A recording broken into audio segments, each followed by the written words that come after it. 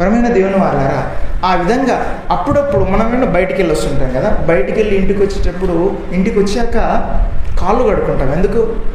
మన కాళ్ళే కదా ఇంట్లోకి వెళ్ళిపోతే అయిపోతాయి, కానీ మళ్ళీ ఏం చేస్తాం, మనం కాళ్ళు కడుక్కుంటాం. ఒక రోజు తర్వాత మరొక దినాన్ని ఏం చేస్తాం?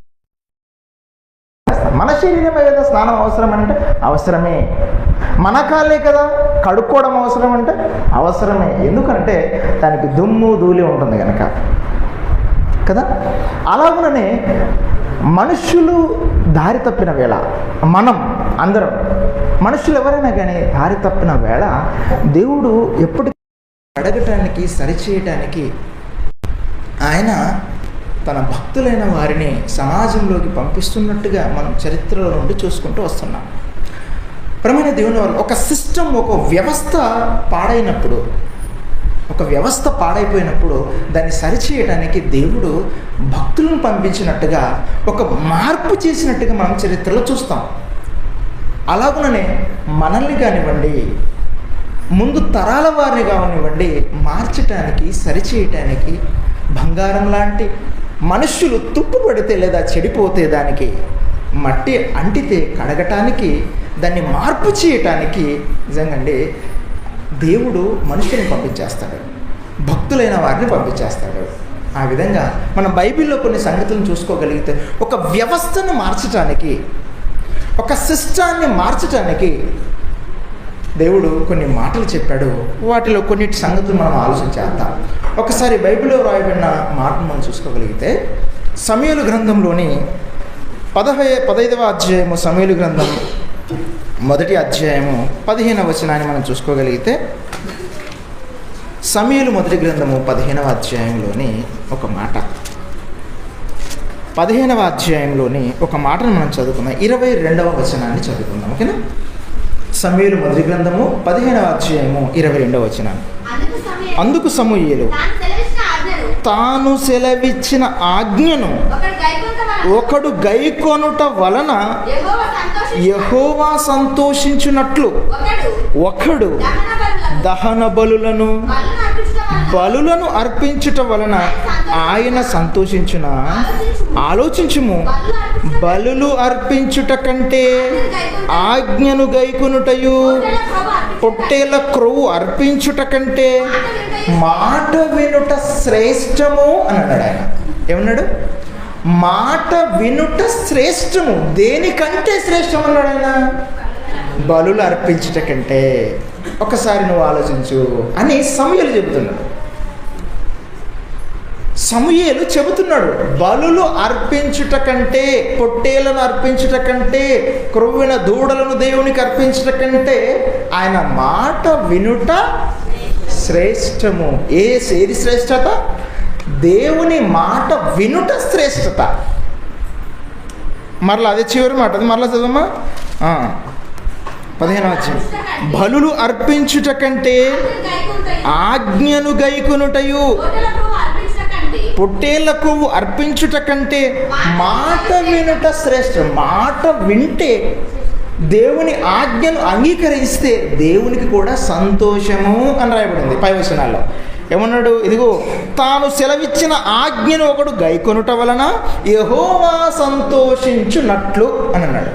అంటే దేవుడికి సంతోషం ఏంటంటే ఆయన చెప్పిన ఆజ్ఞను పాటించడం, లేదా ఆయన మాటను పాటించటం, ఆయన మాట వినటం శ్రేష్టము, అది నాకు సంతోషము అని అన్నాడు. అంతే కదా అక్కడ రాయబడిన మాట. ఏమన్నాడు? శ్రేష్టము, అది నాకు సంతోషం. ఏంటమ్మది? దేవుని మాట వినట. అయితే ఇక్కడ ఏమైందంటే సమూయేలు ఎవరితో చెబుతున్నాడు? సమూయేలు ఎందుకు చెబుతున్నాడు? సమూయేలు ఎవరు చెబితే చెబుతున్నాడు అంటే, సమూయేలు ఒక వ్యక్తికి చెబుతున్నాడు. ఆయనే ఏమంటే ఇజ్రాయేల్ పరిపాలించిన మొదటి రాజు సౌలు. ఎవరతను? ఇజ్రాయేల్ మొదటిగా పరిపాలించిన సౌలు అనే ఒక రాజుని సౌలుతో చెబుతున్నాడు. ఇప్పుడు దైవజనులకు ఎట్లా ఉంటుందంటే, ప్రవక్తలకి అతను ముఖ్యమంత్రియా, ప్రధానమంత్రియా, ఏమంటే రాజుగా, గొప్ప మంత్రి, అదేమీ చూడడు. జస్ట్ ఆయన మనిషి, నేను దేవుని ప్రతినిధిని, నాకు దేవుడు చెప్పాడు, ఆయనతో మాట్లాడతానంటే అంతే. ఆయన ఏం చేశాడు? మంచి చేశాడా, మంచి చెప్తాను. చెడు చేశాడా, మార్చుకోమని చెప్తాను. అది దైవజనుడు నా పని అని చెప్పేసి సమూయేలు సౌలుతో డైరెక్ట్ సౌలు నువ్వు చేసింది మంచిది కాదు. సౌలు, నేనేం చేశానంటే నువ్వు దేవుడు చెప్పిన మాట నువ్వు వినలేదు. దేవుని మాట వినకుండా నువ్వేం చేసావంటే పొట్టేలను తీసుకొచ్చావు, ఎద్దులను తీసుకొచ్చావు. దేవునికి ఇద్దామని ఏమని తీసుకొచ్చావు? పొట్టేలను తీసుకొచ్చావు, ఎద్దులను తీసుకొచ్చావు, పశువులను తీసుకొచ్చావు. కానీ దేవుడు ఏం కోరుకుంటాడు? పొట్టేళ్ళు, ఎద్దులు ఆయన కోరుకోవట్లేదు. ఆయన మాట వినమని కోరుకున్నాడు ఆయన. కాబట్టి ఇప్పటి నుండి ఆయన మాటను నువ్వు వినలేదు కనుక సిస్టమ్ చేంజ్, వ్యవస్థ చేంజ్ చేస్తున్నాను. నువ్వు రాజుగా ఉండి దేవుని మాట వినలేదు కనుక ఇక్కడ మార్పు జరుగుతుంది. నీకున్న ఈ రాజుగా ఉన్న ఈ యొక్క పెద్ద స్థితిని తీసి మరొకరికి ఇవ్వబోతున్నాను సౌలు. ఇప్పుడు రాజు అనే పెద్ద స్టేటస్లో ఉన్నావు కదా, ఆ స్టేటస్ని తీసేస్తున్నాను. ఎందుకంటే నిన్ను మొట్టమొదటిగా రాజుగా చేసింది కూడా ఎవరు? దేవుడే. కానీ ఆ దేవుని మాటనే వినలేదు కనుక సిస్టమ్ మొత్తం మార్చేస్తున్నాను, ఈ వ్యవస్థను మొత్తం మార్చేస్తున్నాను. దేవుడు కోరిన విధంగా నువ్వు ఉండట్లేదు.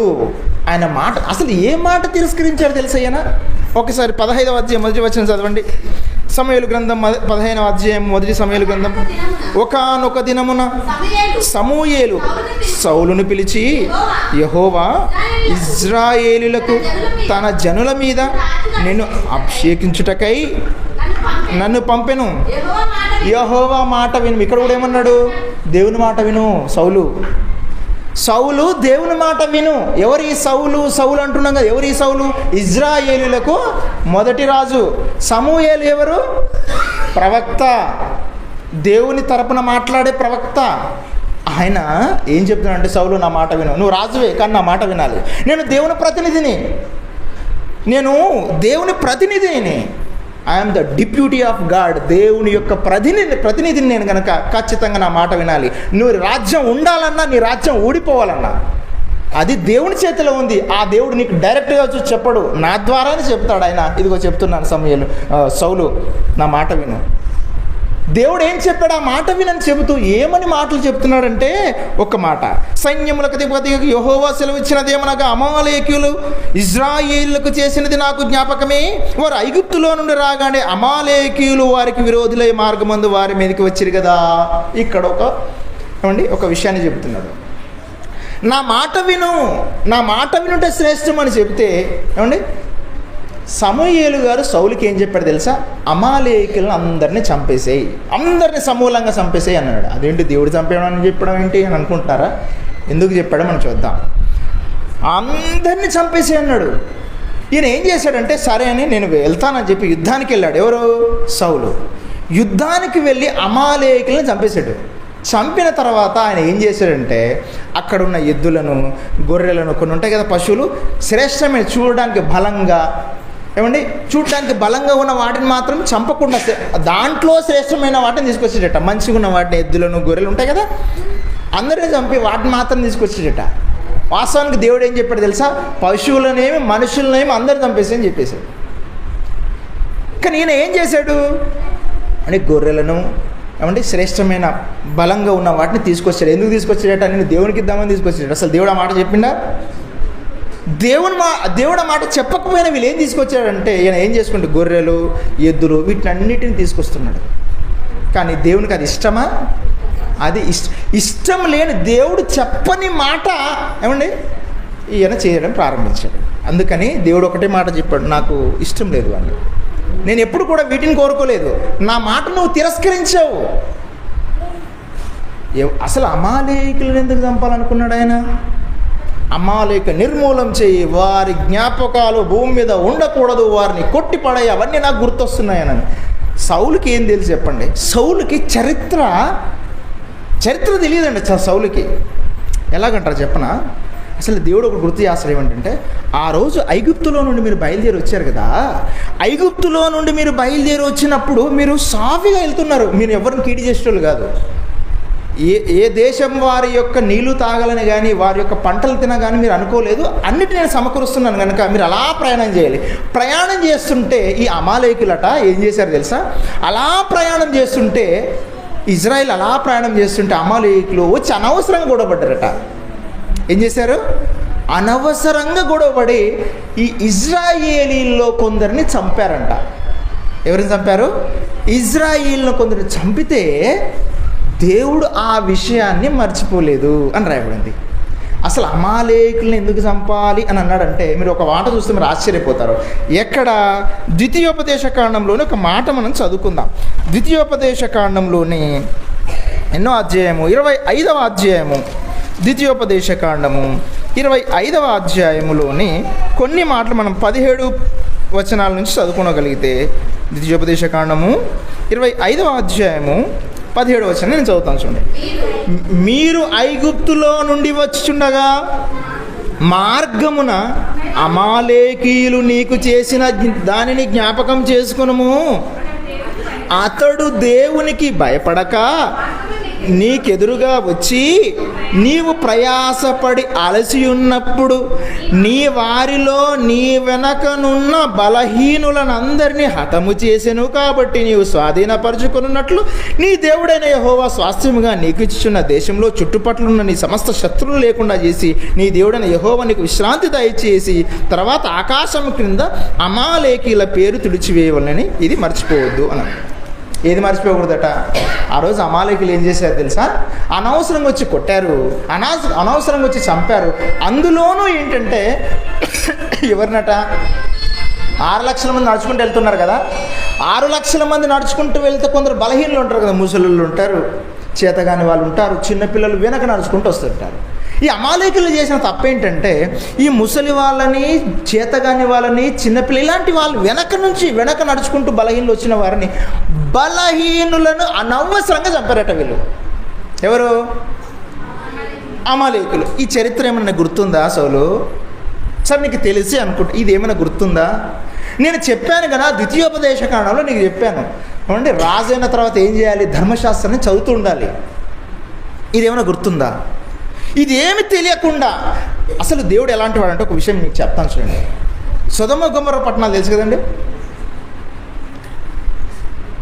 మొన్న ఒక ఆయన వెళ్ళాడు ఆ ప్రాంతానికి వెళ్ళి, సొదొమ గొమొర్రా పట్టణానికి వెళ్ళి, అక్కడ ఇప్పుడు మనుషులు లేరు కదా, అక్కడ అందరినీ దేవుడు అప్పుడు అగ్నిగంధకాలతో చంపేశాడు. గంధకం ఉంటుంది కదా, గంధకాల్లో మళ్ళీ ఒకసారి ఇట్లా అంటి చూసిండట, అది ఇప్పటికీ మడుతుందట. అది మామూలుగానే అంతా కూడా ఒక్కసారి అంటిస్తే, అగ్ని అంటిస్తే మండుతూ ఉందట. గంధకం అంటే తొందర అది ఏమంటారు, మంట ఆరిపోదు అనమాట.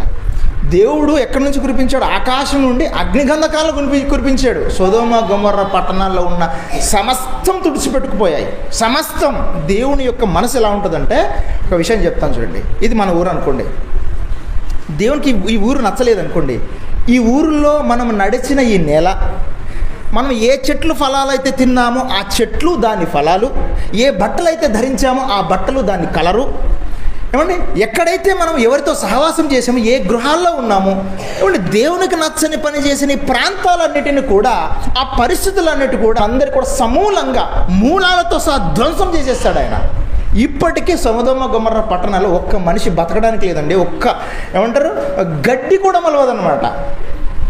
గడ్డి కూడా మొలవడానికి అవకాశం లేదు. ఏమండి వీళ్ళు అమెరికా వాళ్ళు ఒక దేశం మీద అణుబాంబులు వేస్తే ఇప్పుడు అక్కడ కూడా గడ్డి మొలుస్తుంది. కానీ సొదొమ గొమొర్రా పట్టణాల్లో గడ్డి మొలవడానికి ఇప్పుడు కూడా అలాంటి పరిస్థితి లేవంటే దేవుని కోపం ఎంత భయంకరంగా ఉంటుందో, ఆయన మాట వినకపోతే ఎంత భయంకరంగా ఉంటుందో ఇవే సజీవ సాక్ష్యాలు.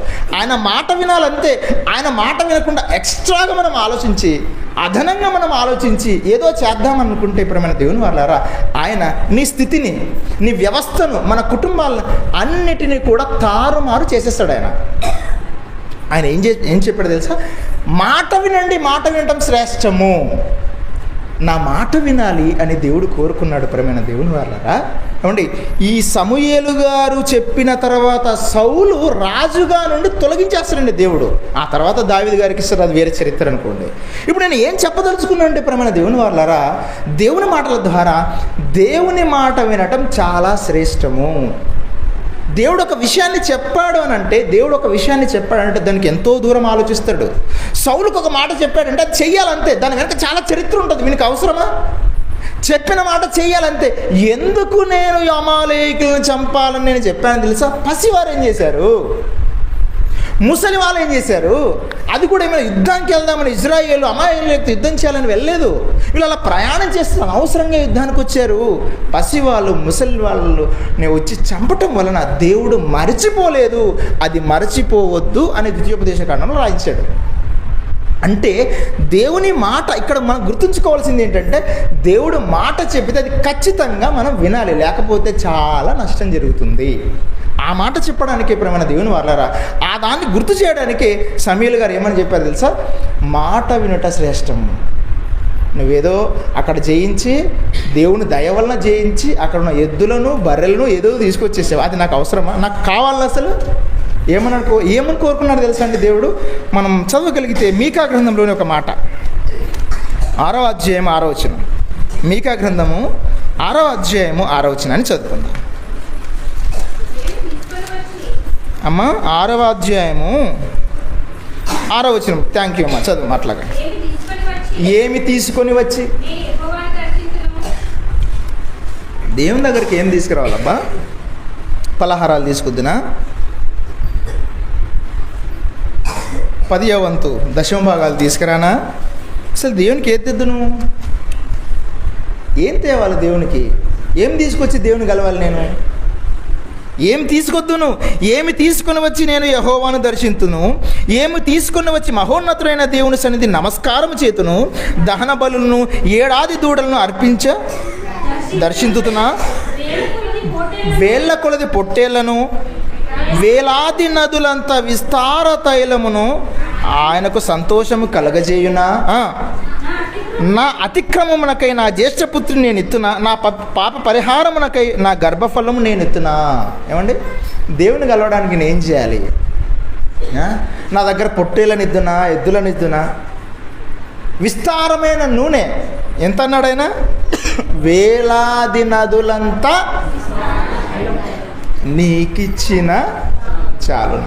వేలాది నదులంత విస్తార తైలం అంటే అర్థం ఎంత? దాని అర్థం అంటే నూనె దేవునికి ఇవ్వాలనుకున్నాను. ఎంత ఇవ్వాలనుకున్నానంటే వేలాది నదులంతా. ఎంతట? వేలాది నదులంత విస్తార తైలము నీకు ఇచ్చిన ఏమైనా సరిపోతాయా? ఆయన తైలంను కోరుకోడు, పొట్టేలను కోరుకోడు, పశువులను కోరుకోడు. ఆయన ఏం కోరుకుంటున్నాడు తెలుసా? ఇంతే కదా, కొంచెం కోరుకున్నాడు నీ గురించి. నీ నుంచి ఆయన ఏం కోరుకున్నాడట? కింది వచనాలు 8వ వచనం. ఓ మనుష్యుడా, ఏది ఉత్తమమో అది నీకు తెలియజేయబడి ఉన్నది. ఏమన్నాడట? న్యాయముగా నడుచుకొనుటయు, కనికరమును ప్రేమించుటయు, దీన మనస్సు కలిగి నీ దేవుని ఎదుట ప్రవర్తించుటయు. ఇంతే కదా యెహోవా. బాగా డబ్బులు సంపాదించి, లక్షలు సంపాదించి నేను ఒక చర్చి కట్టేస్తాం, షట్ అప్ అంటున్నాడు ఆయన. నేను బాగా డబ్బులు సంపాదించి ఒక చర్చికి కావాల్సినది అన్నీ ఇచ్చేద్దాం, నోరు మీ అంటున్నాడు ఆయన. బాగా డబ్బులు సంపాదించి ఏమండి పెద్ద మీటింగ్ పెట్టి భోజనాలు మొత్తం నేనే చేపిస్తాను, షట్ అప్ అంటున్నాడు ఆయన. దీనికంటే ముఖ్యం, దీనికంటే ముందు చేయవలసినది, దీనికంటే అవసరమైనది, దీనికంటే కూడా ప్రాముఖ్యమైనది, ఉత్తమమైన దాన్ని నేను చెప్తున్నాను చూడు. కీ మర్చిపోయారు మీరు అంటున్నాడు ఆయన. తాళం మర్చిపోయారు మీరు. ఏమన్నాడ? ఉత్తమమైనది ఏంటో చెబుతున్నాడట. ఏంటి? న్యాయముగా నడుచుకొనుటయు, కనికరం. ఒక మనిషి పట్ల దయ, కనికరం కలిగిన, మొరటుగా కఠినంగా ఉండకూడదు. ఒక మాట చెప్పనా? మనకు దేవుడు ఒక పెద్ద దెబ్బ కొట్టాలంటే ఆయన ఏం చేస్తాడు తెలుసా? మన మానవ జీవితంలో ముందుగా నీ కఠినత్వం ఏంటో చూస్తాడు ఆయన. నీవు ఎంత కఠినత్వం కలిగిన మనిషివి, నువ్వు ఏ విషయంలో మారటం లేదు, ఏ వ్యక్తి విషయంలో మారట్లేదు, లేదా ఏ పరిస్థితి విషయం, నువ్వు ఎంత కఠినంగా ఉంటావో అంత దెబ్బ కొడతాడు ఆయన. మరలా చెప్తున్నాను, నీవు ఎంత కఠినంగా ఉంటావో అంత పెద్ద దెబ్బ కొట్టేస్తాడు ఆయన. నువ్వు ఇంకా కఠినంగా నువ్వు మారుకుంటే, కనికరం లేకుండా కఠినంగా మారుతూ ఉంటే నీ కాఠిన్యాన్ని బట్టి ఆయన కొట్టేస్తాడు. చరిత్ర మీకు చెప్తున్నాను, మళ్ళీ అది వేరే సబ్జెక్ట్ అయిపోద్ది. కానీ కనికరం లేకుండా నువ్వు ఎంత కఠినుడవైతే అంత పెద్ద దెబ్బ కొట్టేస్తాడు. నువ్వు మృదువుగా ఉండాలి, మెత్తనైన హృదయం కలిగి ఉండాలి, కనికరమ కలిగి ఉండాలి. మనం ఎంత కాఠిన్యం చూపుతామో మనుషుల పట్ల, వ్యవస్థల పట్ల కానివ్వండి, ఆ కాఠిన్యానికి మించిన దెబ్బ కొట్టేస్తాడు. మీరు ఫరో చక్రవర్తుల కంటే ఏం గొప్పవాళ్ళు కాదు. మనం లోకంలో ఉన్న రాజుల కంటే మనం ఒకనాడు లోకపరంగా చూస్తే లోకంలో ఉన్న రాజుల కంటే మనం గొప్పవాళ్ళం కాదు. ఎవరు ఎంత కఠినంగా ప్రవర్తిస్తారో ఆ కఠినాన్ని బద్దలు చేయడానికి దేవుడు పైనుంచి వస్తున్నాడు. మనల్ని కనికరాన్ని ప్రేమించాలి, న్యాయముగా బ్రతుకుటయు, తర్వాత కనికరమును ప్రేమించుటయు, దీన మనస్సు కలిగి నీ దేవుని ఎదుట ప్రవర్తించుటయు, ఇంతే కదా యెహోవా నిన్ను కోరుకు. దేవుడు ఏం కోరుకున్నాడు, ఏం అడుగుతున్నాడట? దీన మనస్సు కలిగి బ్రతుకుండండి. దేవుని ఎదుట దీన మనస్సు కలిగి బ్రతకాలి, కనికరంగా బ్రతకాలి, న్యాయంగా బ్రతకాలి. దేవుడు ఇంతే కదా దేవుడు కోరుకున్నాడు. దేవుడు ఏం కోరుకుంటున్నాడు? నీ హృదయంలో కనికరం ఉండాలి, నీ హృదయంలో న్యాయం ఉండాలి. అలాగే ప్రేమైన దేవుని వాళ్ళ ఏమన్నాడు ఆయన? కనికరాన్ని ప్రేమించాడు, కనికరంగా ఉన్నామని చెప్పాడు, న్యాయంగా ఉన్నామన్నాడు. ఆ తర్వాత ఏమన్నాడు? దీన మనస్సు కలిగి దేవుని ఎదుట ఇంతే కదా దేవుడు కోరుకున్నాడు. ఏం కోరుకున్నాడు ఆయన? ఇంతే కోరుకున్నాడు ఆయన. నీ బట్టలు అక్కర్లేదు ఆయనకు, నీ ఆస్తులు అక్కర్లేదు ఆయనకు, నువ్వు ఇచ్చే సిరి సంపద ఆయనకు అక్కర్లేదు. ఒకవేళ ఆయన ఎవరిని స్వీకరిస్తాడు చెప్పనా? మరి దేవునికి చాలా ఇబ్బంది దేవుడు అడుగుతున్నాడు కదా ఆయన సేవ జరగడానికంటే. ఒక విషయాన్ని గుర్తు చేస్తాను. కయ్యూని తీసుకొచ్చాడు అర్పణ, హేబేలు అర్పణ తీసుకొచ్చాడు. కయ్యూని తీసుకొచ్చాడు, హేబేలు అర్పణ దేవుడు ఎవరి యొక్క అర్పణను అంగీకరించాడు ఆయన?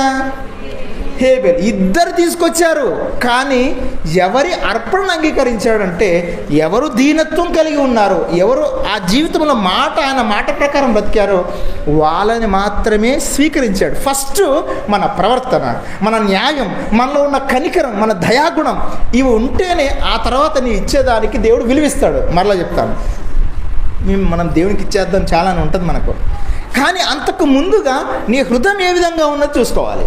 అవునా కదా? ఇప్పుడు ఒక మాట చెప్తాను చూడమ్మా, మీరు నాకు ఏదో అన్నం పెట్టాలనుకున్నారు, నాకు ఆకలింది, అన్నం పెట్టాలనుకున్నారు, మీరు ఆకలి, మీ మనసు మంచిదే, లేదా మీరు ఇవ్వాలనుకున్న ఆలోచన మంచిదే, మీ చేతికంతా కుష్ఠరోగం ఉండి ఆ కుష్ఠరోగంతో ఇటు అన్నం తీసుకొచ్చి నాకు పెడితే నేను తీసుకుంటాను అమ్మ తల్లి, నువ్వు కాకపోతే ఇంకో దగ్గర తీసుకుంటా, ఈ పూటకు నేను ఉపవాసం అని ఉంటా, కానీ నీ చేతను సాధ్యమా అది? నీ చేతి నిండా బురద పెట్టుకొని, నీ చేతి నిండా బురద ఉంచుకొని ఆ బురద చేతితో ఇట్లా అన్నం పట్టుకొని నా చేతికి ఇస్తే నేను తీసుకుంటానా? తీసుకోను కదా. నీ హృదయం నుండా చెత్త ఉంచుకొని, నీ హృదయం నుండా ఏమైనా పనికిమాల ఆలోచన కలిగి ఉండి దయాకరికరం న్యాయం లేకుండా దేవునికి ఏదో ఇచ్చేద్దాం అనుకుంటే దేవుడు ఈ హృదయం ఏమో ఎలా ఉంది అంటే బురద మనసుతో ఇస్తుందా, చెడ్డ మనసుతో ఇస్తుందా, మంచి మనసుతో? దేవునికి ఇవ్వటానికి కూడా అర్హత ఉండాలి. మనము దేవునికి ఇవ్వాలంటే, లేదంటే కయ్యూని అర్పణ స్వీకరించాడు ఆయన, తిరస్కరించాడు. ఆ విధంగానే మన బ్రతుకులు కూడా ఉంటాయేమో జాగ్రత్త. నేను రోజు ఆదివారం నేను వెళ్తున్నా, ఎక్కడికి? సంఘానికి వెళ్తున్నానంటే నువ్వు వస్తున్నావు సరే, ఎంత మార్పు చెందావా లేకపోతే ఇంకా కఠినమైపోయావా? మార్పు చెందావా ఇంకా కఠినమైపోయావా? ప్రియమైన దేవుని వారలారా, ఒక మాట చెప్తాను చూడండి. ఈ విధంగా దేవుని మాటను వినినందుకు ఈ సౌలు యొక్క ఆ రాజ్యం, ఆ స్టేటస్, ఆ వ్యవస్థ అంతా దెబ్బతినింది. సౌలుని తీసి అవతల పడేశాడు. ఇక తర్వాత దావీదుని తీసుకొచ్చాడు. ఓకేనా? ఇప్పుడు ఆయన మాట, దేవుని మాట వినిన వారు ఒక చరిత్ర చెప్తాను చూడండి. దేవుని మాట వినిన ఒక అతని చరిత్ర చెప్తాను మీకు. ఒకసారి త్వరగా మూవ్ చేసుకుందాంలేండి. ఎన్నో అధ్యాయము? ఆదికాండంలోని ఒక మాట, ఆదికాండము 36వ అధ్యాయము, ఆదికాండము 36వ అధ్యాయము అమ్మ 12వ వచనం చదవమ్మా. 18 అనుకుంటాను. అబ్రహాం గారి గురించిన సందర్భం తల్లి. 25వ అధ్యాయము అనుకుంటాను. అదేనా? అబ్రహాం గారి గురించిన సందర్భం ఒకటి మనం చదువుకోవచ్చు. ఆదికాండంలో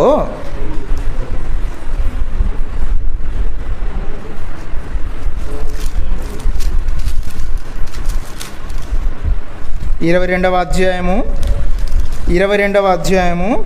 ఎన్నో వచనం? 17వ వచనం చదువుకుందాం, ఓకేనా? 17వ వచనం. నేను నిన్ను ఆశీర్వదించి ఆకాశ నక్షత్రముల వలెను సముద్ర తీరముల అందలి ఇసుక వలెను నీ సంతానమును నిశ్చయంగా విస్తరింపజేసేదను. నీ సంతతి వారు తమ శత్రువుల గవిని స్వాధీనపరచుకొందురు. మరియు నీవు నా మాట వినినందున భూలోకములోని జనములన్నీ నీ సంతానము వలన ఆశీర్వదింపబడును. నా తోడని ప్రమాణము చేసి ఉన్నానని యెహోవా సెలవిచ్చెను. ఇక్కడ ఎవరు? అబ్రహాం గారు. అబ్రహాం గారి గురించి దేవుడు ఏం చెప్పాడు తెలుసా? ఏం చెప్పాడు? నీవు నా మాట వినినందున నిన్ను, నీ తరపు వారిని, తరతరాలను నేను ఆశీర్వదిస్తాను. నెక్స్ట్ రాబోయే తరాలన్నీ కూడా నీ గురించి విశ్వాసులకే తండ్రి అని చెప్పుకుంటారు. తరతరాలను ఆశీర్వదిస్తాను అని చెప్పేసాడు ఆయన. ఇప్పుడు విశ్వాసులకు తండ్రి అంటే మనకు అందరికి ఎవరు చెప్పండి మీరు? ఎందుకు చెప్తున్నావు? అబ్రహాం గారు ఎక్కడ పుట్టారు? అబ్రహాం గారు ఎక్కడ పుట్టారు? అదిగో మెసొపొటేమియా ప్రాంతం. మెసొపొటేమియా ప్రాంతంలో ఊరు అని ఒక పట్టణం, ఆ పట్టణం పేరే ఊరు. హైదరాబాద్ అనేది ఎలా పట్టణమో, ఊరు అనేది ఒక పట్టణం. ఆ ఊరు ప్రాంతాలలో, ఆ ఊరు పట్టణంలో ఆయన పుట్టాడు. ఎక్కడ? మధ్య ఆసియా పక్కనండి. ఆసియా ఏమంటారు? మధ్య జరా సముద్రానికి తూర్పున ఎక్కడో పుట్టాడు. మరి అక్కడున్న అతన్ని ఇక్కడున్న మనం ఎందుకంటున్నాం చెప్పండి? దేవుడు హెచ్చిస్తే, దేవుని మాట వింటే ప్రపంచమంతా కూడా ఏమండి ఆయన పేరు పలకవలసిందే. మనమంతా కూడా విశ్వాసాలకు తండ్రి అబ్రహాం గారు. ఎందుకు అంటున్నాం అనుకుంటున్నారు? దేవుని మాట వినినందున. ఆ లైన్ చదవం మళ్ళా. మరియు నీవు నా మాట వినినందున భూలోకములోని జనములన్నీ నీ సంతానము వలన ఆశీర్వదింపబడును. అబ్రహాం గారి గర్భాన వచ్చిందే యేసుక్రీస్తు వారు. అయితే ఆ యేసుక్రీస్తు వారిని విశ్వసించినమ్మ ఏమంటే యేసుక్రీస్తు వారిని నమ్మిన వారు మనమంతా కూడా ఏమని పిలుస్తున్నాం అబ్రహాం గారిని? విశ్వాసులకు తండ్రి. మనందరికీ విశ్వాస మూలమున ఆయనే తండ్రి. ఎవరు? అబ్రహాం గారు. మాట వినినందున. ఎవరి మాట? దేవుని మాట వినినందున. మెసొపొటేమియా ప్రాంతం ఎక్కడో ఆయన ఏమంటే దేవుని మాట వింటే ఎన్ని విజయాలు దేవుడు అనుగ్రహిస్తాడంటే మీరు చెప్పితే ఆశ్చర్యపోతుందండి. నేను అబ్రహాం గారు అంటే చిన్నప్పటి నుంచి ఎలా ఊహించుకుంటానంటే, ఆయన అంటే ఒక పెద్ద మనిషి, నెమ్మదస్తుడు. ఆయన అంటే ఒక పెద్ద మనిషి, నెమ్మదస్తుడు, దేవుని మాట వింటూ ఇక్కడ వెళ్ళమంటే ఇటు వెళ్తాడు, అటు వెళ్ళమంటే అటు వెళ్తాడు. ఇంతవరకు నాకు తెలుసు. ఆయన రాజులకు రాజు, రాజులను జయించిన మహాచక్రవర్తి. ఎవరు? అబ్రహాం గారు. 14వ అధ్యాయం 1వ వచనం చదవండి. ఆదికాండం 14వ అధ్యాయం 1వ వచనం. ఆదికాండము 14. షీనారు రాజైన అమ్రాపేలు, ఎల్లాసరు రాజైన అర్యోకు, ఎలాము రాజైన కదొర్లాయిమేరు, గోయిల రాజైన తిదాలు అనువారి దినములలో వారు ఏమండి వీళ్ళంతా కూడా ఎవరు అనంటే మెసొపొటేమియా ప్రాంతాలు, 2 నదుల మధ్య ఉన్న ప్రాంతాలలోని రాజ్యాలు ఇవన్నీ కూడా. ఇప్పుడు మనకి ఇటు వెళ్తే ఏముంది? కృష్ణా నది ఉంది. ఇటు వెళ్తే ఏముంది? తుంగభద్ర నది ఉంది. ఈ కృష్ణా తుంగభద్ర నదుల మధ్య చాలా ఊర్లు ఉన్నాయి, చాలా పట్టణాలు ఉన్నాయి, అవునా కదా? ఇట్లాగనే సేమ్ మెసొపొటేమియా ప్రాంతం అంటే ఇప్పుడు మనదంతా నడిగడ్డ అంటారు కదా, నడిగడ్డ అంటుంటారు మన ప్రాంతాలు. గద్వాల్ అంటే నడిగడ్డ అంటుంటారు. ఇదిగో అలాగే మెసొపొటేమియా ప్రాంతాల్లో ఉన్న అన్ని రాజ్యాలను కూడా, రాజులను కూడా జయించాడు. ఒకే ఒక్క కారణం ఏంటి తెలుసా? తన అన్న కొడుకుని ఆయన భక్తుడు అనమాట, లోతు.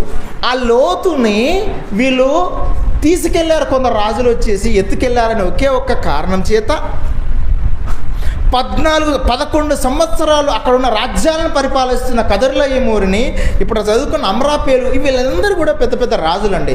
వీళ్ళందరూ కూటమి రాజులు అనమాట. ఈ 5 మంది రాజులు కలిపి సొదొమ పట్టణాల మీదకి వెళ్ళి, సొదొమ గొమొర్రా పట్టణాలకు వెళ్ళి అక్కడ ఉన్న వారిని జయిస్తే వాళ్ళని వీళ్ళని ఒకే దెబ్బలో అందరి రాజ్యాలను కొట్టి తన అన్న కొడుకైన లోతుని తీసుకొచ్చేస్తాడు.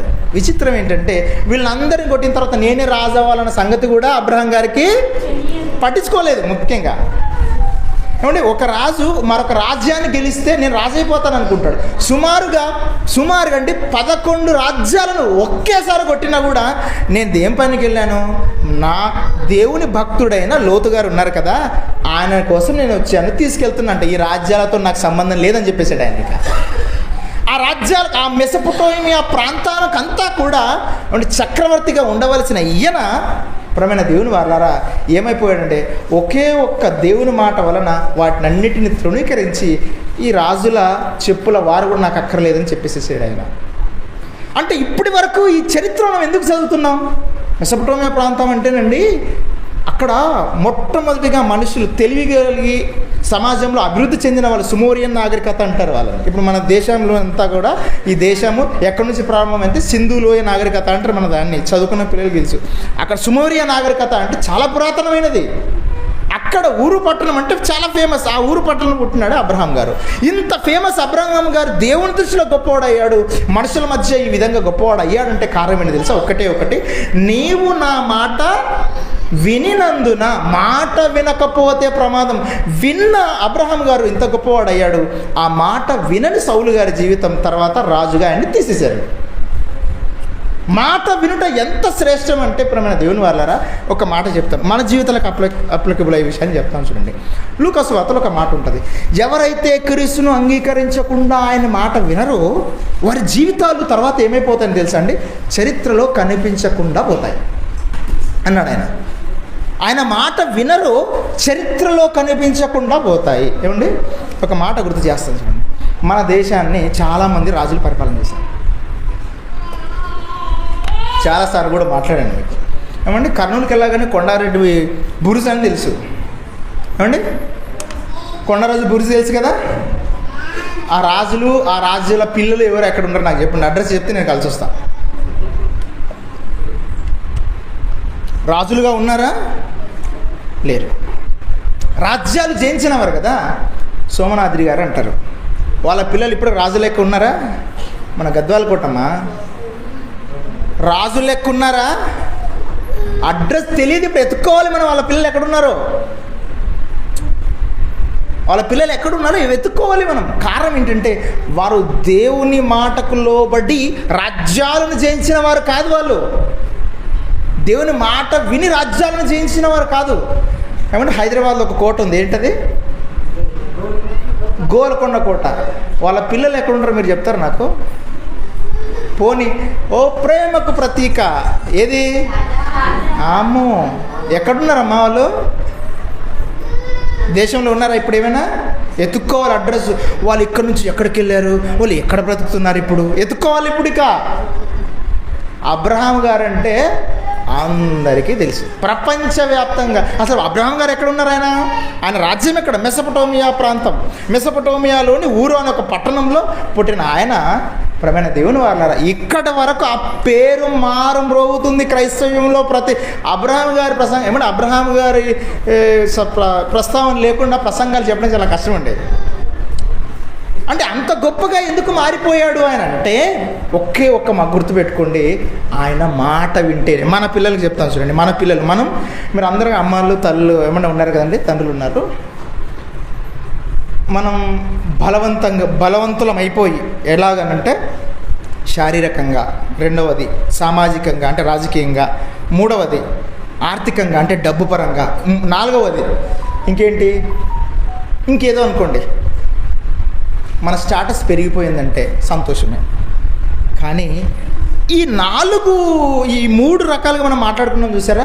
సామాజికంగా కానివ్వండి, లేదా రాజకీయంగా కానివ్వండి, డబ్బు పరంగా కానివ్వండి, బలపరంగా కానివ్వండి, మన బలం పరంగా కానివ్వండి, ఏ రకంగా చూసుకోండి, వాళ్ళలో దేవుని మాట వారు వినకపోతే, ఆ పిల్లలు దేవుడు చెప్పిన మాట వినకుండా వాళ్ళు బ్రతికితే కొన్ని రోజుల తర్వాత చెప్తున్నాను, మీ చరిత్ర కూడా, మీ కుటుంబాల మూలాలు కూడా సమూలంగా కనిపించకుండా పోతాయి. ఇది రాసి పెట్టుకోండి. మీ చరిత్ర కూడా, మన చరిత్ర కూడా క్రీస్తు వారి మాట వినకుంటే ఏమంటే నేను ఈ మధ్య నేను రాజ్యాల చరిత్రలు చదువుతున్నాను. ఆ రాజులు వారి రాజ్యాలు అప్పుడున్నాయి, ఇప్పుడు చూస్తున్నాయంటే ప్రపంచంలో దొరకట్లేదు ఆ చరిత్రలు కనిపించట్లేదు. దేవుని మాట వినకపోతే కుటుంబాలు, వ్యక్తులు, వ్యవస్థలు అంతా కూడా సమూలంగా నాశనమైపోతాయి ప్రియమైన దేవుని వారు. అందుకని ఏమన్నా తెలుసా, మాట వినుట శ్రేష్టం అంటే దాని వెనక ఎంత ఉంది, దాని వెనుక ఎంత లోతైన అర్థం ఉంది. దేవుడు నా మాట వినాలి అని చెప్పాడంటే దాని వెనుక ఎంత నిగూఢమైన సత్యం దాగి ఉంది తెలుసా. అంటే అందుకే ఒక మాట అంటారు ఆయన, ఏమంటే నా మాట అగ్ని వంటిది, బండలను సైతం బద్దలు చేయు సుత్తె వంటిది అని అన్నాడు ఆయన. ఆయన మాట ఎన్ని రాజ్యాలను కొట్టేశాడు ఆయన. మన కుటుంబాలు ఎంతవరకు మీరు చెప్పండి. అందుకే ఆయన మాట వినాలి ప్రేమైన దేవుని వారు. మరిన్ని మాటలు ముందు చదువుకొని ముందుకు వెళ్ళిపోదాం ప్రేమైన దేవుని వారు. ఒకసారి దేవుడు రాయించిన మాటలు మరొకసారి మనం చూసుకోగలిగితే, ఇదిగోండి మనం ఒకసారి యాకోబు పత్రిక 1వ అధ్యాయం 22వ వచనాన్ని మనం చదువుకుని ముందుకు ముగించేసుకుందాం లేండి. 1వ అధ్యాయము 22వ వచనం యాకోబు పత్రిక. వీరు వినువారు మాత్రమై ఉండి వాక్య ప్రకారము ప్రవర్తించువారునై మిమ్మును మీరు ఏం చేసుకోకూడదట. అంటే విచిత్రం ఏంటంటే కొందరు అంటుంటారండి, నన్ను చాలామంది మోసం చేశారండి అని అంటారు. సరే ఓకే, అక్కడ మోసం చేశారు, సరే మరి ఆత్మీయ విషయంలో నిన్ను ఎవరు మోసం చేశారు? ఆత్మీయ జీవితం విషయంలో నిన్నెవరు మోసం చేశారు? ఇంతకుముందు నేను చెప్పాను, ఇనుము ఎవరిని మోసం చేస్తుందట? ఏమన్నా ఇనుముని ఎవరు నాశనం చేస్తారట? తుప్పే ఎవరు పట్టించారు? దాని తుప్పే దాన్ని తింటుంది అంటుంటారు కదా, దాని తుప్పే. మరి ఇక్కడ ఆత్మీయ భక్తి జీవితంలో నిన్ను ఎవరు మోసం చేశారు? లేదంటే ఆయన మోసం చేశాడు అంటే యాకోబు గారి దగ్గరకు వచ్చి, సార్ నన్ను ఎందుకు ఇప్పుడు దేవుని దగ్గర దూషణ ఏం తెలుసా, నేను వాక్యం విన్నా కానీ నన్ను వాళ్ళు మోసం చేశారు, వీరు మోసం చేశారంటే ఆయన నిలబెట్టి చంప మీద కొట్టి, ఎవరు చెప్పారు ఆయనకు నేను పత్రిక రాలేదా? చూడండి అక్కడ ఏమని రాయబడింది, ఇదిగో 1వ అధ్యాయం 22వ వచనంలో మిమ్మును మీరే మోసం చేసుకుంటున్నారట. ఎందుకు అంటే వాక్య ప్రకారం మనం ప్రవర్తించకపోతే, దేవుని మాట ప్రకారం ప్రవర్తించకపోతే మనల్ని మనమే మోసం చేసుకుంటున్నాం. అంటే దాని అర్థం ఏంటి? మనల్ని మనమే నాశనానికి లాగేసుకుంటున్నాము. దేవుడు తన మాట ఎంత శ్రేష్టమైన చెప్పాడంటే, మీరు భక్తి జీవితంలో మోసపోకుండా ఉండాలి అంటే ఆయన మాట వినాలి అని అన్నాడు. అందుకేనండి ఆయన మాటలో ఉన్న ఆ శ్రేష్టతను దేవుడు ఎక్కడ కోరుకున్నాడు తెలుసా? కీర్తన గ్రంథం చూద్దాం. కీర్తన గ్రంథం 16వ అధ్యాయం. కీర్తన గ్రంథం 16వ అధ్యాయం 3వ వచనం. అవును, భూమి మీదనున్న భక్తులే శ్రేష్ఠులు, వారు నాకు ఇష్టులు అని అన్నాడండి. భూమి మీద ఉన్న మనుషులు కాదండి, ఏం చెప్పాడండి? మనుషుల్లో భక్తులే నాకు శ్రేష్ఠులు, భక్తులు శ్రేష్ఠులు. దేవుడు తన మాటల్లో ఉన్న శ్రేష్ఠతను ఎక్కడ చూడాలనుకున్నాడు? భక్తుల్లో చూడాలనుకున్నాడు.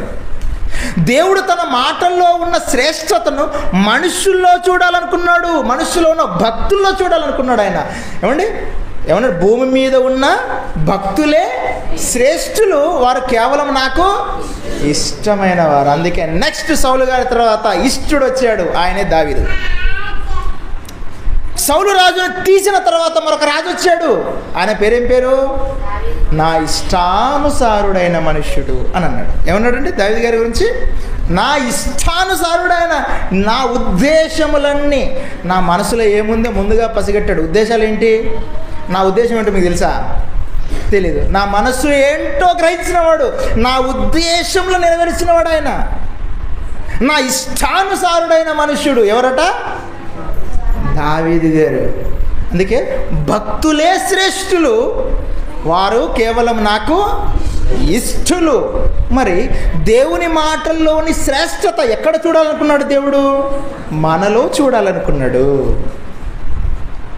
మనలో చూడాలని, దేవుని మాటను శ్రేష్టత భక్తులుగా ఉన్న మనలో చూడాలనుకుంటున్నాడు. ప్రేమైన దేవుని వాళ్ళరా, మనం ఒకసారి ఆలోచించండి. ఆయన మాటలు ఎన్ని విన్నాం ఇప్పటివరకు. అసలు ఆయన మాట ప్రకారం బ్రతక, ఒక్క మాట, దేవుడు ఒక మాట చెప్పాలని దానికి చాలా చరిత్ర ఉంటుంది. దేవుడు ఏమండి సౌలు గారికి ఏం చెప్పాడు? నువ్వు ఆయన మాట వినాలంతే, ఈ పొట్టేలు ఇవన్నీ నాకు అవసరం లేదు. నీవు ఏమండి ఒక మాట ఆలోచించాలి. పొట్టేలు కానీ గొర్రెలు కానీ మన దగ్గర డబ్బున్నా కానీ అన్నీ దేవుడు ఇచ్చినవే కాదా? అన్నీ దేవుడు ఇచ్చినవి మరలా ఆయనకు దేవుని ఇచ్చి మరలా దేవునికే ఇచ్చి ఏదో గొప్ప విషయం గొప్ప చేద్దాం అనుకోవడం కాదు. అసలు ఒక మాట చెప్తాను చూడండి. మనకి ఎన్ని ఆస్తులు, ఒక్కొక్కరికి 3 ఎకరాలు 4 ఎకరాలు 5 ఎకరాలు ఉన్నాయి. ఎవరిదంటే మా తాతదని చెప్పి, తాత చేసిండ, మన తాత చేసిండ భూమిని. ఫ్యాక్ట్ మాట్లాడుకుందాం. మనం అంటుంటారు కదా, ఏ మాటకు ఆ మాట మాట్లాడుకుందాం అబ్బా అంటారు కదా. ఇప్పుడు ఒకసారి ఆలోచిద్దాం. ఒక భక్తుడిగా ఏమంటే ద్వితీయోపదేశంలో కొన్ని మాటలు చూస్తే ఏ మాటకు ఆ మాట మాట్లాడుకుందాం.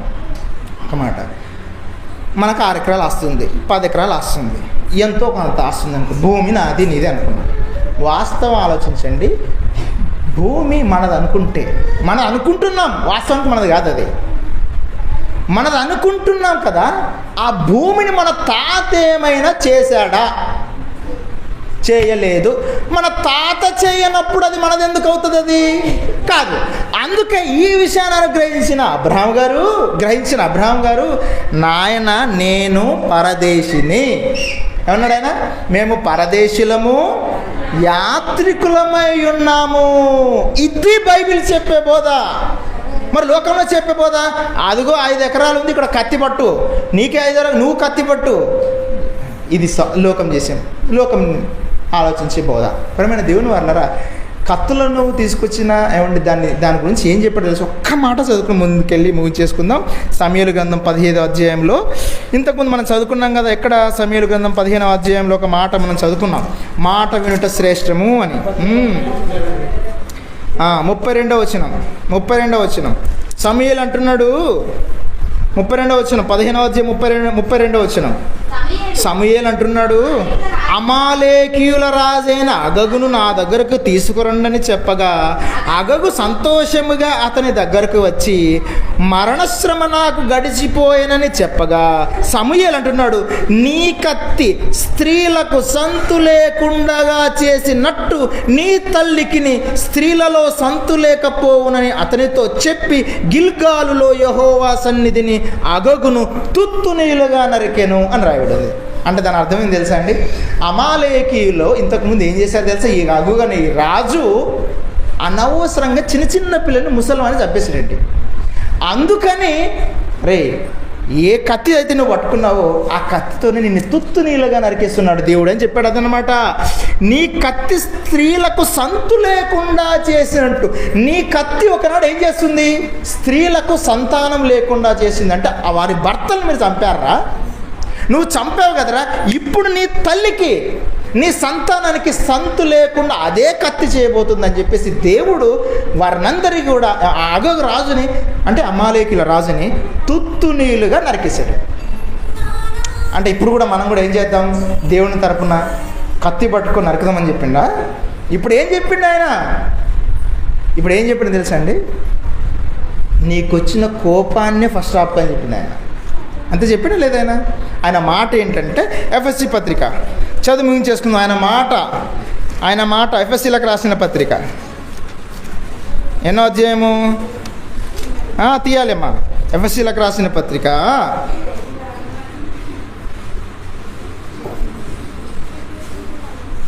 25వ వచనం, 26వ వచనం, ఎన్నో అధ్యాయం? 4వ అధ్యాయం. కోపపడు కానీ పాపము చేయకూడి, సూర్యుడు అస్తమించే వరకు మీ కోపము. ఈ మాట చెప్పాడంటే ఆయనకు లోతు ఎంత తెలిస్తే ఆ మాట చెప్పిండి వచ్చి మీరు ఆలోచించండి. నీ కోపము ఇప్పుడు కత్తి పట్టుకోవాలి, నరికేయాలి, అది లేదు. నీ కోపం ఎప్పటి వరకు ఉండాలట? సూర్యుడు అస్తమించే వరకు, అంతే. ఆ తర్వాత క్లోజ్. కోపం ఏమి ఉండకూడదు. ఒకవేళ ఉంది అనుకో, ఇప్పుడు మీకు చెప్తాను చూడు విషయం. ఈ ప్రసంగం అంతా ఒకటే మాట చెప్తాను. ఇప్పటి వరకు మాట్లాడిన ప్రసంగం అన్నా, సమూయేలు అంటే దేవుని ప్రతినిధి, దేవుని యొక్క ప్రవక్త సౌలుకి ఏం చెప్పాడు? మాట వినుట శ్రేష్టం. మరలా చెప్తున్నాను, మాట వినుట శ్రేష్టం. మరలా మాట వినుట శ్రేష్టం. ఇప్పుడు ఈ మాట ఏముంది? కోపపడుడు కానీ పాపం చేయకుడి. మీ కోపం ఎప్పటి వరకు ఉన్నామని చెప్పాడు? సూర్యుడు అస్తమించే వరకే. సాయంత్రం అయిపోయిందా, ఈరోజు గొడవపడ్డాం ఒకరితో, సాయంత్రం అయిపోయిందా కోపం క్లోజ్. ఇది ఏంటి? దేవుడు చెప్పిన మాట. మాట వినుట ఏంటి? మరలా చెప్పాలి, మాట వినుట ఏంటి? మాట వినుట ఏంటి? శ్రేష్టము. శ్రేష్టమైన మాటను ధృవీకరించావా, సౌలుకు పట్టిన గతే నీకు పడుతుంది. ఆయన మాటని విన్నావా, ఇదిగో అబ్రహాం గారి సంతానం ఎంత అభివృద్ధి చెందింది మనం చదువుకున్న చరిత్రలో. సౌలు ఓ ఇట్లా నీ వరకు వచ్చింది. ఇప్పుడు సమస్య మన వరకు వచ్చింది. ఆయన మాట వినటం శ్రేష్టం. ఏమంటే ఎన్నిసార్లు సూర్యుడు వచ్చాడు అస్తమించాడు, సూర్యుడు వస్తాడు అస్తమించాడు.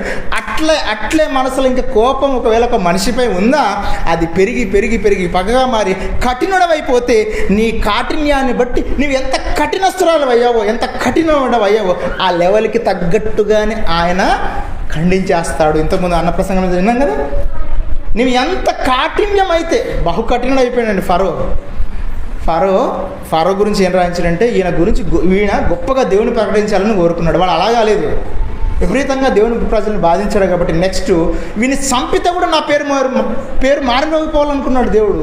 ఫరోని చంపితే మారం రోగిందంటే ఇప్పటికి చరిత్రలు ఇప్పటికి చదువుకుంటున్నాం. నీవు ఎంత కఠినమైతే, మరలా చెప్తున్నాను, నీవు ఎంత కఠినరాలవైతే అంత సమస్య నువ్వే పెంచుకుంటున్నావు. చివరికి ఎవరు చేసుకుంటారో తెలుసా? మహోన్నతుడు, సైన్యములకు అధిపతి దేవుడు ఆయన చెయ్యి చేసుకునేంత వరకు వెళ్ళకపోతే మంచిది. లేదు మనం అలాగే వెళ్ళిపోయామనుకోండి, ప్రేమ దేవుని వాళ్ళారా, ఆయన మాట శ్రేష్టతను మర్చిపోయామా, ఇకపోతే పరిస్థితి మనది కూడా చరిత్ర ముగిసిపోతుంది. మన కుటుంబాలంతా చిన్న భిన్నమైపోతాయి. అందుకే చివరికి ఆ మాట చదువుకోమా, మాట వినుట శ్రేష్టం. ఆ మాట చదవండి. ఎన్నో అధ్యాయం అది? సమూయేలు గ్రంథం 15వ అధ్యాయము. మరలా వెళ్ళాలి అక్కడ. ఎన్నో వచనం చెప్పాలి? సమూయేలు మొదటి గ్రంథము 15వ అధ్యాయము చదవండి. ఆ మాట మొత్తం చదవండి. అందుకు సమూయేలు నాకు సెలవిచ్చిన ఆజ్ఞను ఒకడు గైకొనుట వలన యెహోవా సంతోషించినట్లు ఒకడు దహన బలులను అర్పించుట వలన ఆయన సంతోషించిన. ఆలోచించుము, బలులు అర్పించుట కంటే ఆజ్ఞను గైకొనుటయు, పొట్టేల క్రూవును అర్పించుట కంటే మాట వినుట. మళ్ళీ చెప్పాలి, మాట వినుట. ఆ శ్రేష్టత ఎక్కడ కోరుకున్నా? భక్తుల్లో కోరుకుంటున్నాడు. నీవు ఆ భక్తుల్లో ఉంటున్నావా, లేకపోతే భక్తిహీనులుగా బారిపోతున్నావా? ఒకసారి మాట వినటం శ్రేష్టం. ఆ శ్రేష్టత భక్తుల్లో ఉంటుంది. మాట వినట శ్రేష్టము. ఆ శ్రేష్టత ఎక్కడ ఉంటుందని చెప్పాడు? భక్తుల్లో ఉంటుంది. ఆ మాట వినకపోతే జరిగే నష్టం ఏంటంటే, ప్రియమైన దేవుని వాళ్ళారా, నీ కాఠిన్యాన్ని బట్టి ఆయన తీసుకునే దెబ్బ భయంకరమైనది. కాబట్టి ఆ ప్రమాదంలోకి వెళ్లకుండా ఆయన మాట వినుట శ్రేష్టమని మనం గ్రహించి, దేవుడు ఒక మాట చెప్పాలని దానికి చాలా చరిత్ర ఉంటుంది. ఒక మాట చెప్పాలంటే ఆయన చాలా చరిత్ర ఉంటుంది. అందుకే ప్రశాంతంగా ఏ హెడ్ఏక్ లేకుండా సాయంత్రం కాకుండా, తండ్రి నా కాఠిన్యం వద్దు, ఈ పగలు వద్దు, ఈ బాధలు వద్దు, ఈ కోపాలు వద్దు, నీ చేతిలో నేను రాకుండా ఉండాలంటే, తండ్రి నాతో ఏమీ లేవు, నన్ను ఇంకా కడుగు తండ్రి అని సాయంత్రంగానే ప్రార్థన చేసుకోవడం చాలా ఉత్తమమైన పని. లేదు తండ్రి నీవా నేనా చూసుకుందాం తండ్రి, ఈరోజు చూస్తావు నా కోపం, రేపు కూడా చూడు తండ్రి, అట్లా పెట్టుకుంటుంది చెత్త లోపల. ఏమండి దేవుడు దాన్ని ఏమన్నాడు తెలుసా అండి? దేవుడు దాన్ని ఏమన్నాడంటే అండి, మనుష్యుల హృదయములో నుండి అనగా లోపల నుండి భయంకరమైన వస్తాయని చెప్పాడు. మంచివి అన్నాడు, ఘోరమైన అన్నాడా? ఘోరమైన. మీకు చాలాసార్లు చెప్పాను ఒక ఉదాహరణ. హైదరాబాద్కి వెళ్తే, గద్వాలకి వెళ్తే డ్రైనేజ్ సిస్టమ్లు ఎక్కడుంటాయి? Drainage system ఎక్కడుంటుందమ్మా? లోపలనే ఉంటుంది. లోపలంతా చెత్త పోతా ఉంటుంది. లోపల పైకి మాత్రం బాగానే ఉంటుంది. పైకి మాత్రం ఆ కోపము ద్వేషం లోపల అట్లే రన్ చేసుకున్నాం అనుకో, ఎప్పుడో ఒకసారి అది పేలుతుంది. ఇంకొక మాట చెప్తాను చూడండి, బైబిల్లో రాబడిన మాటలే. మనము తిన్న తర్వాత అది బయటికి వెళ్ళలేదనుకోండి, సాయంత్రం 24 గంటల తర్వాత అది అట్లాగే ఉండి పుట్టలో ఏమవుతుందని చెప్పింది యోబు గ్రంథంలో, అది నాగుపాముల విషము వంటిది అన్నాడు. నీ సర్వ శరీరం అంతా నాశనం అయిపోతుంది. అంతే కదా? మనం తిన్నది రేపు 24 గంటలు, రేపు పొద్దుగలక ఏమైపోవాలి? కడుపు ఖాళీ అయిపోవాలి. చాలా అనారోగ్యాల కారణమే అది చెప్పాడు. ఏది? శరీరంలో ఉన్నదే. అది బయటికి పోకపోతే అది నాగుపాముల విషం వల్ల నేను కాటేస్తుందని దేవుడే యోబు గ్రంథంలో రాయించాడు. అవునా కదా? అవును. ఇప్పుడు ఒక మనిషి మీద కోపము, ద్వేషం ఇవన్నీ కూడా మన హృదయంలో ఉంచుకుంటే ఇవన్నీ కూడా మన నరాల వ్యవస్థని, ఆ చెడ్డ ఫీలింగ్స్ అన్నీ కూడా నరాల వ్యవస్థని పాడు చేసి మన హృదయాన్నంతా కూడా పాడు చేస్తుంది ప్రియమైన దేవుని వారలారా. అందుకే మాట వినుట శ్రేష్ఠ. కళ్ళు మూసుకొని ప్రార్థన చేసుకో. పరిశుద్ధమైన మా కన్న తండ్రి నాయన, మీ అపారమైన ప్రేమ చేత మమ్మల్ని దీవించినందుకు మీకు కృతజ్ఞత తండ్రి.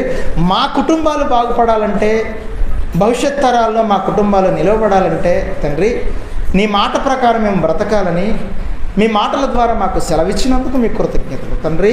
ఈ మాటలు విన్న మీ పిల్లలు తమ జీవితాలను సరిచేసుకుంటారని నమ్ముతూ అందునిమిత్తమే తండ్రి ఈ మాటలు వారి దగ్గరికి తీసుకొచ్చారన్న సంగతి తండ్రి మేము గ్రహించి మీ కొరకు మేమందరం ఉన్నతమైన ఆలోచనలు కలిగి మీరున్న ఆ పరలోకానికి మేము రావటానికినైనా ఇలాంటి అడ్డంకులన్నీ కూడా తొలగించుకుంటూ మీ వాక్యం చేత ముందుకొచ్చే బిడ్డలుగా మమ్మల్ని అందరినీ ఇలాగే పరసంబంధమైన దేవుని చేత ఆశీర్వదిస్తున్నందుకు మీకు కృతజ్ఞతలు కన్న తండ్రి.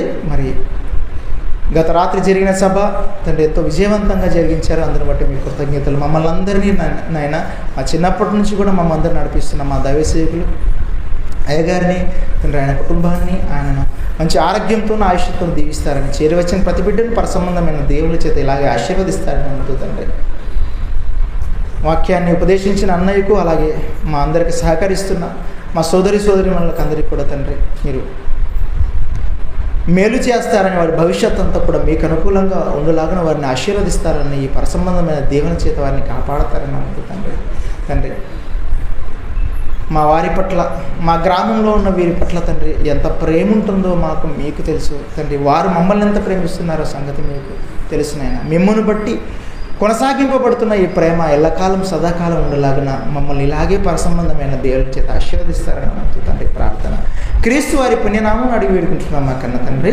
ఆమేన్.